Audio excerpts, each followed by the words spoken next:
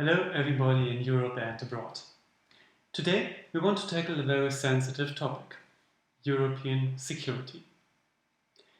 And since we will also deal with terrorism, let's get some things straight right at the beginning.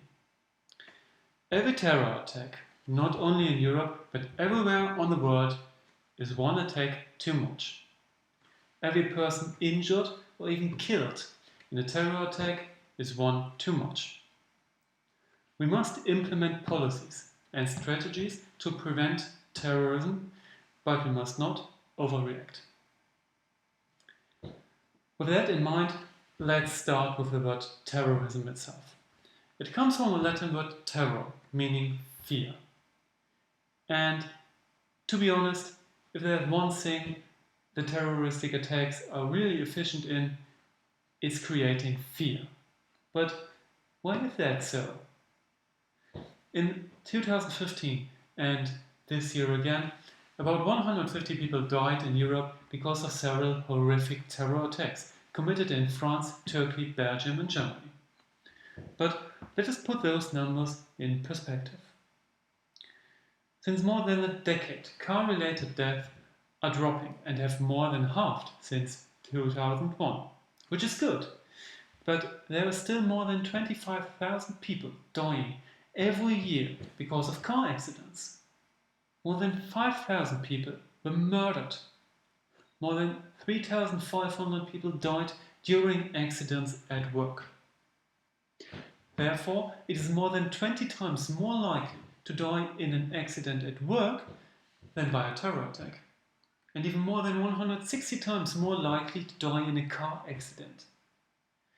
So what we have seen is that obviously the pure number of fatalities cannot be the reason which makes terror attacks so frightening to us. Well, maybe it's the location. Mainly in the 1980s, the ETA fought violently for an independent Basque country. In the 1990s, the Irish Republican Army performed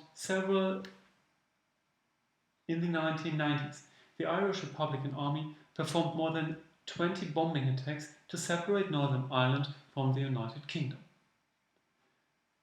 The difference was that those attacks were locally limited, mainly Northern Ireland and London and Spain respectively. Today's terror can happen everywhere in Europe, but it can happen everywhere in the world, so there is no geographical limitation.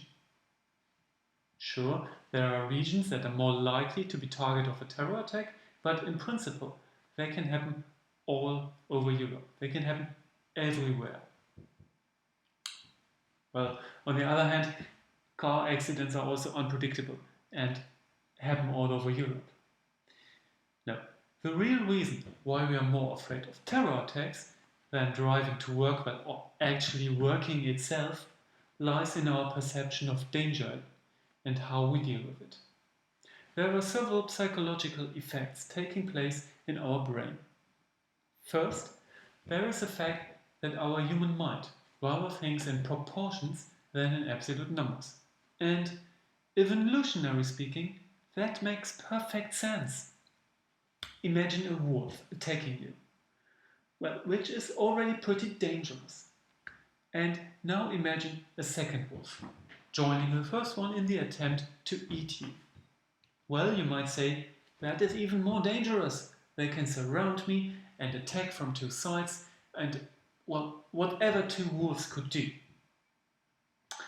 Now, jump into a second scenario.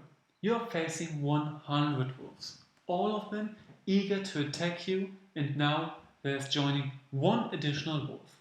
So you are facing 101. And you might think, well, screw that last wolf. It was already dangerous in the first place. And despite the fact that in both scenarios there was only one wolf added, in the first scenario we really reacted to it. This example leads to the so-called zero-risk bias, which states that we are more likely to reduce the risk to zero despite the fact that we could reduce another risk significantly more with the same investment. That reason is why we are so eager to eliminate terrorism entirely and save those 150 lives, from death instead of investing this money in road safety, which could lead to even more saved lives. Reducing death from terror from 150 to 0 just sounds more appealing than reducing car-related death from 25,000 to 24,850. This also leads to the comparing of the events itself. All people dying from terror attacks in Europe in 2015 died in mainly 2 big attacks, while people in car accidents died in several thousand accidents. So that the risk to die per terror attack is higher, which affects our perception of danger of an attack. This is also the reason why many people assume that airplanes are more dangerous than driving a car, despite the fact that flying is actually safer than driving. Moreover, there is the so-called von Restorff effect. Look at this picture. And now tell me which letter you remember. Probably the red capital A. And despite the fact that there are 160 other letters, you remembered the one that stood out, that was different. Like the several thousand car accidents that you cannot remember or that even cannot be broadcasted in television or newspapers. But you can remember the one terror attack, which then biased your thinking. Well, there are often even more effects involved in how you perceive terror attacks, and you can do complete lectures on the psychology of terrorism. But let us now remember what I said in the beginning. We must implement policies and strategies to prevent terrorism, but we must not overreact. One common theme, especially on the right side of the political spectrum, is shutting down borders and refusing refugees to come in. The Polish politician Jarosław Kaczynski said, after recent events connected with acts of terror, Poland will not accept refugees. Or this quote from Alexander Gauland, from the right-wing populist party Alternative for Germany. For security reasons, we can no longer afford to let even more Muslims enter Germany in this uncontrolled manner. And the thoughts behind those quotes are clear.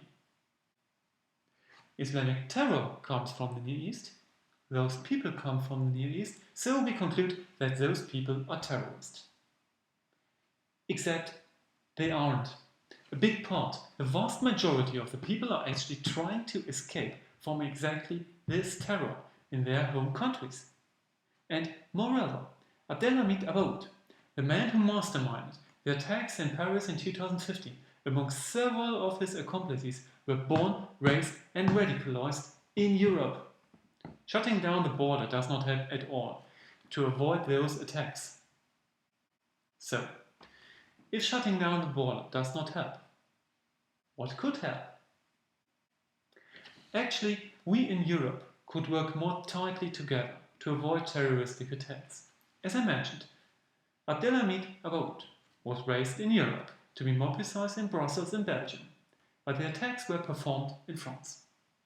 If we manage to implement a European institution that collects the data from the national intelligences, or even collect them itself and then act appropriately, we cannot reduce the risk of terrorism to 0. And we shouldn't, but this is a topic for another video. But we could reduce it substantially. What we need is a European equivalent of the American FBI, responsible only to the representatives of the European people, the European Parliament. In this case, the International Acting Terrorism has an International Acting Counter-Terrorist Agency to fight it. We must not give up to terrorists.